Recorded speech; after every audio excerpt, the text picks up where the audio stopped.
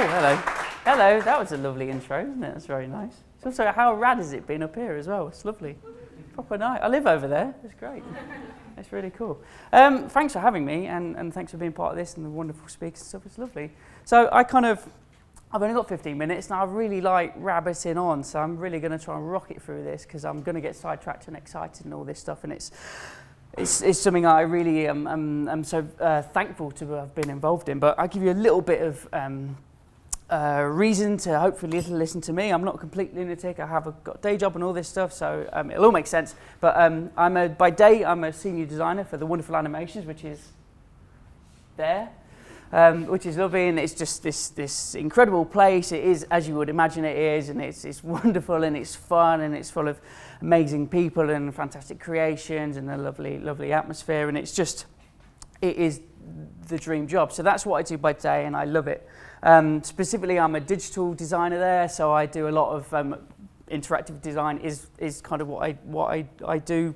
Predominantly, there's a lot of app design, website design, UI, UX, just all the digital stuff, taking like the plasticine and turning it into pixels, essentially, just making sure there's that Aardman love and warmth and fun and tactility, even in a digital space, which is wicked. But then I also work with lots of different departments as well, and I was lucky enough to work on the Shaun the Sheep feature film recently, and work with commercials and rights, and just get excited and be a part of all of it, which is a really, really rad and wonderful thing. And that spirit of being involved in as many things as possible is what I want to talk to you about tonight. But then by night, I sort of go under the alias of Jam Factory, which I would love to tell you that I thought I'm going to have the coolest sort of alias, I'm going to have the raddest name, but I couldn't think of an available domain name many years ago, and just went, Jam Factory, available, sweet, done. So that was it. I've based my entire creative premise on just an available domain name, which is not really the best idea, but you know. And if you really want to make sure that that's the name you stick with, just get the logo tattooed on you forever, and you can never ever change it. So, you know, I'm stuck with it. But I like to try my hand at lots and lots of different things, from graphic design and illustration through to publications, anything, basically everything and anything. I get so hyped and excited on just creativity itself, and then I'll see a different style, or I'll see a different artist, or see a different something, and I just get so excited and just have to be involved and just want to give it a go. So that's what I really, really like to do, a little bit of everything I can, and that follows through to characters and toy designs and stories and stuff like that, and literally anything that I can get my hands on, I'd love to give it a go. And then that's sort of like gone into film as well, because I sort of realised many moons ago film is the creative sum of all these things, and it's graphics and composition and timing and art and it's all these things. So it's been really, really nice just getting excited and being involved in this stuff. But I don't want to go off topic, because I will go off topic. You're going to have to keep time as well, because I'm lost already. I feel like I've been up here, I don't know. Anyway, This is what I want to talk about. It's a project called Grommet Unleashed. Now, if you lovely people are from Bristol or have spent lots of time in Bristol 2 years ago, then hopefully you may have seen it. And essentially, it was 85-foot tall blank Grommet statues, the character Grommet from Aardman Animations of Wallace and Grommet, customised by 80 different artists for a public arts trail, so just to be out on the streets for people to enjoy, but the sole purpose was to raise money for the Bristol Children's Hospital, which there. This is wicked. I've never been able just to point at stuff. This is brilliant. Normally you're just trying to like show a map or just go, well, Bristol's this place in the southwest. No, it's not London. It's, you know, it's rad there. So anyway. Yes, it was all raising money for Bristol's Children's Hospital. So at its core, it had this wonderful premise. It was a really, really nice thing. And it was organised as a collaboration between the Grand Appeal, which raises money for the Children's Hospital, and Aardman Animations, and Wild and Art, and many people. But basically, it was just this thing that started, and obviously there was the plan that there would be these statues on the streets that would warm people's hearts, people will enjoy them, go around, see the trail, and then they would go up for auction at the end of it, and they would raise money. They would raise some money to go to the hospital. That was its sort of simple premise. And I got involved because I was just so hyped on it. I just desperately wanted to be involved.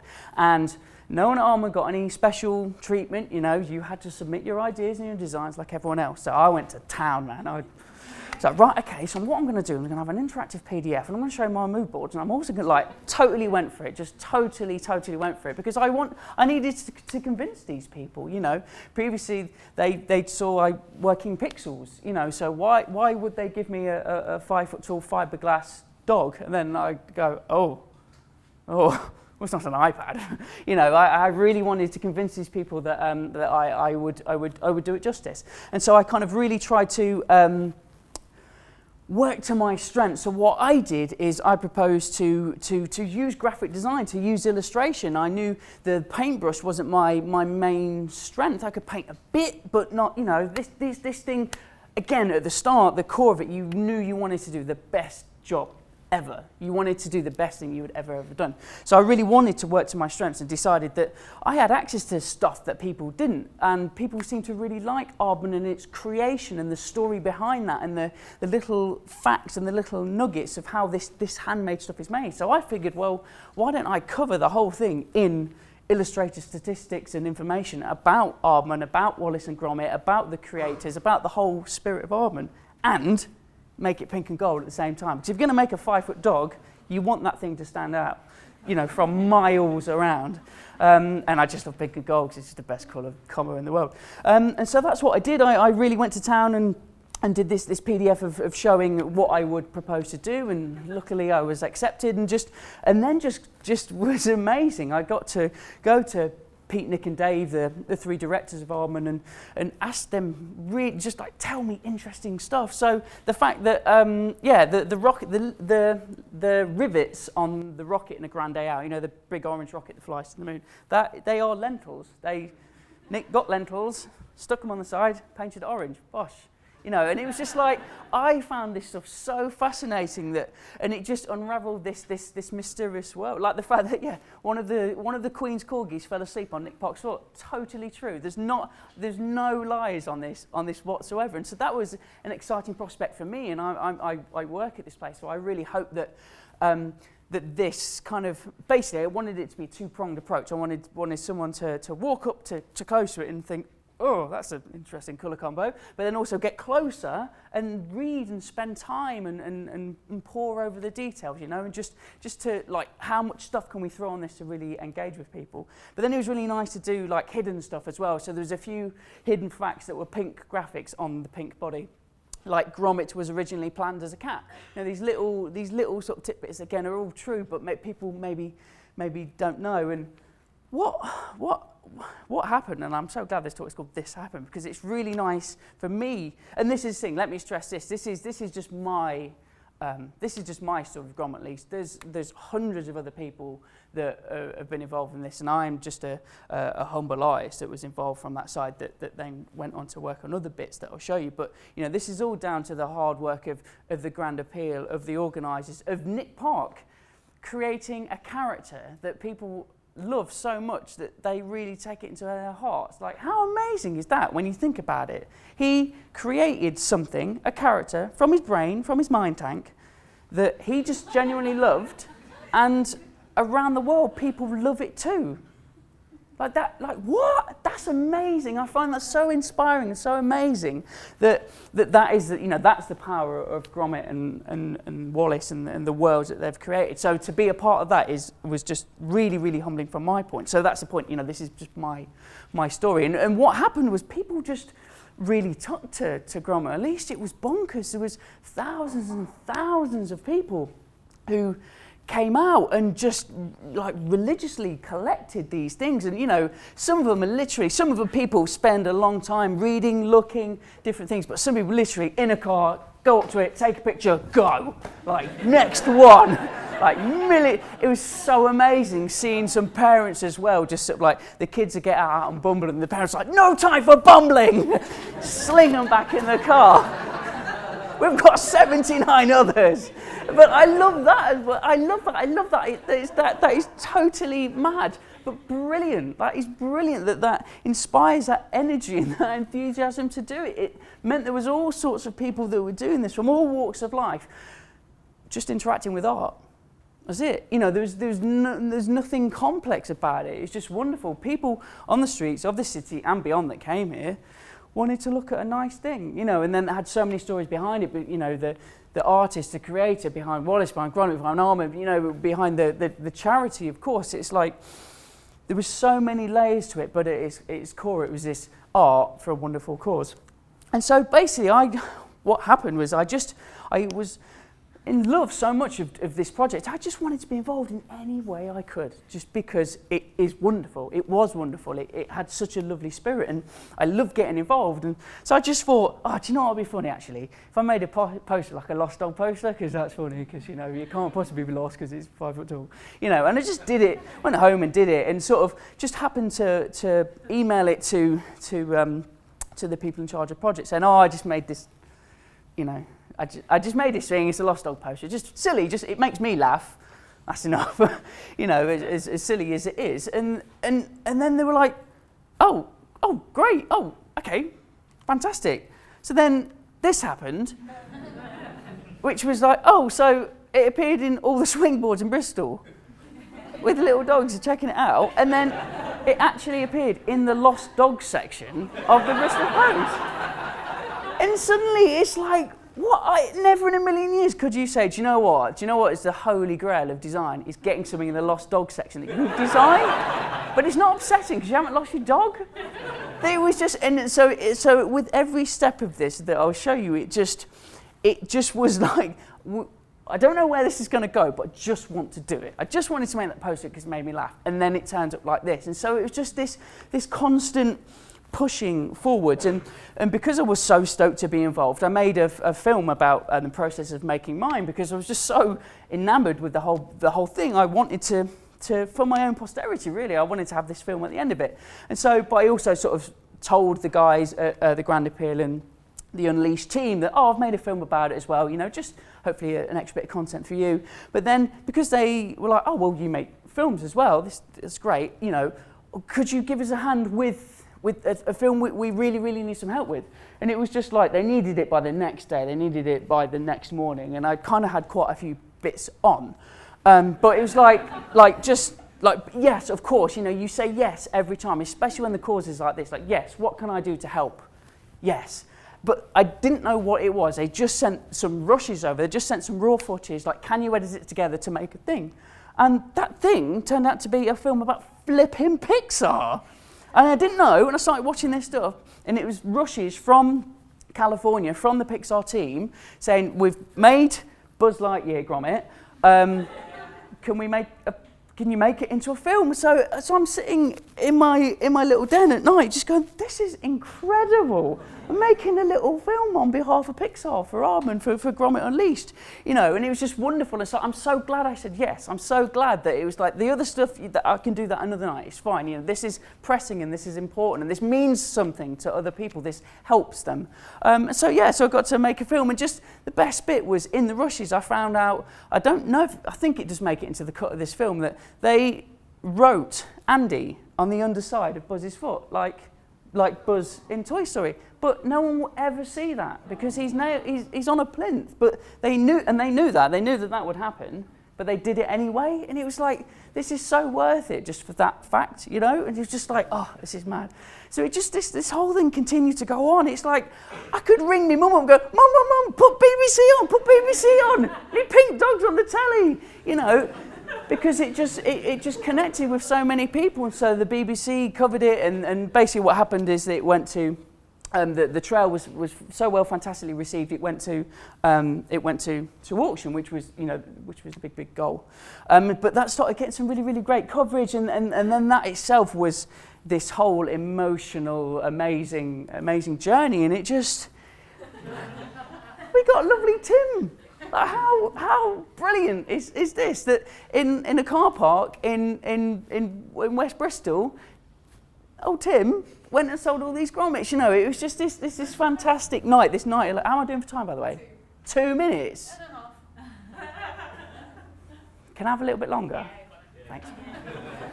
No, sorry, I didn't look very too. So can I have a little bit longer? You guys all right? Cool. Okay, I'm going to rock it through this, because this is the bit that I kind of want to show, and it always makes me feel a little bit well, just emotional, just because this night, and I should totally speed up, but I don't care. I'm not.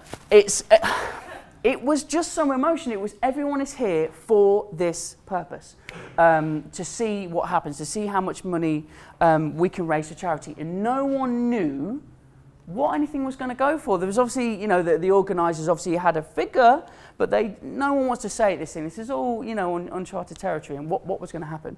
And so when it came to my lot, which was about halfway through, I don't know, what is it going to sell for £5? Is it going to sell for 50 quid? Is it going to sell? Am I going to be the dude just standing there going, oh, it's cool, no one wanted it. No, it's fine. I will take it home. Sobbing, just dragging a giant thing home. But then, if you'll indulge me, the video is 3 minutes long, and I'm really, really sorry. We'll ramp up after this, but this happened, and I want to share it. What goes on down in that place? Anyway, super duper, £10,000 do I see? Somewhere, £10,000, yes? 10,000, 11,000, 14,000, 16, 17 internet, thank you. Crack on at 19,000, we love it. 20,000, 21,000. On the internet now at 21,000. At 21,000, 22,000 now. At 22,000. Internet bill at 22. Lovely jubbly. At £22,000.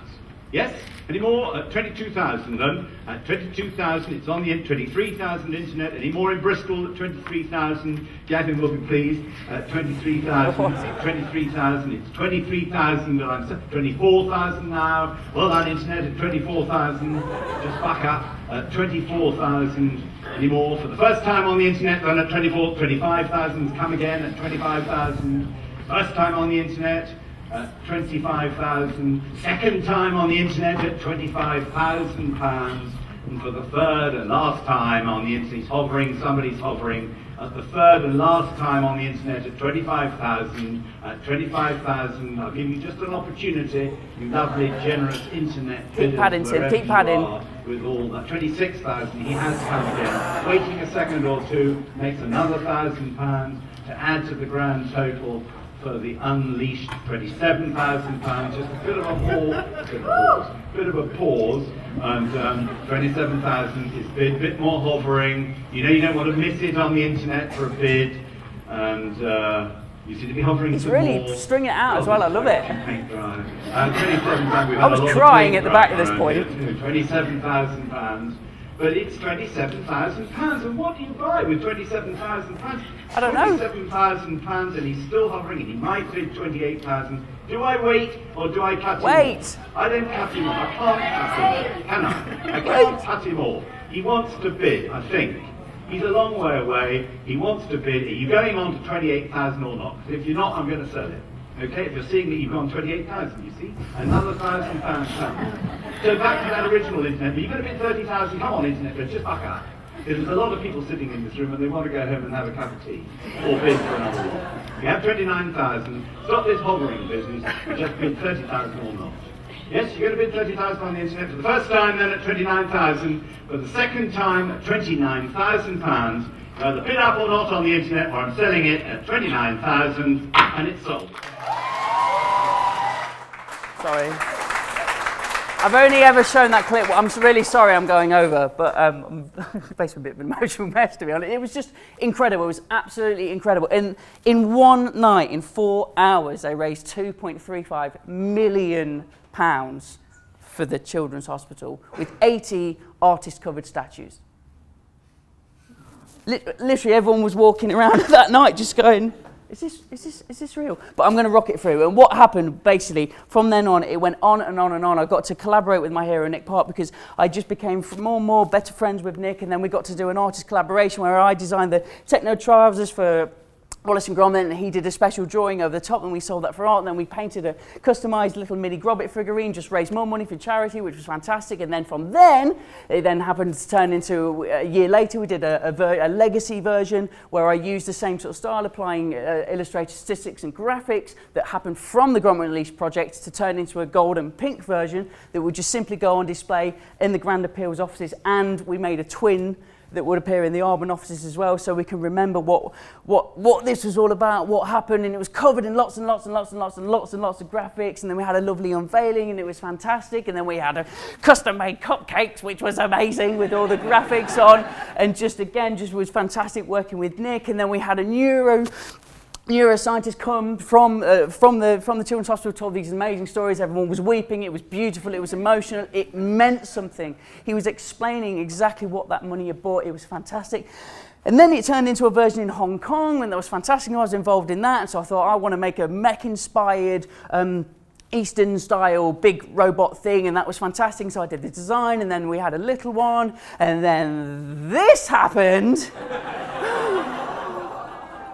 A 4-meter tall giant rabbit, which is mind-blowing to say the least. And then that turned into little toy versions, which you'll see at the back here. So it's sort of come full circle to the stuff that I absolutely love, and I'm just so proud to have been a part of. But, and I am going to end on this, and I do apologise, I just get so excited, and I didn't realise 50 minutes is not a lot of time. but this is what matters, that at the end of this, the pure amazing nature and kind-hearted generosity of everyone that was involved, the people that bought my figurine called Stats for that huge, amazing sum of money of 29 grand. That's a lot of money, right? I haven't got 29 quid. Like, those people who bought it anonymously donated it back to the Children's Hospital, where it still sits today on the 5th floor, that children can always go out and visit it. And late last year, I got to go meet some of the people that were staying there, meet the people that this affects, which was so emotional and just so, you know, I was scared. I was scared because I didn't know what I was supposed to feel. I didn't know if I was supposed to gloss over things and be overly like, hey, how are you? Or feel sad because children don't want to be in a hospital. But going there and seeing that this hospital is bright and colourful, and all these kids are smiling, they're lovely, and everyone is there to make their stay more welcoming and warm and to not worry whilst they're there. And that is what this is all about. Thank you ever so much. I'm really sorry. Thank you. All right. So, oh no.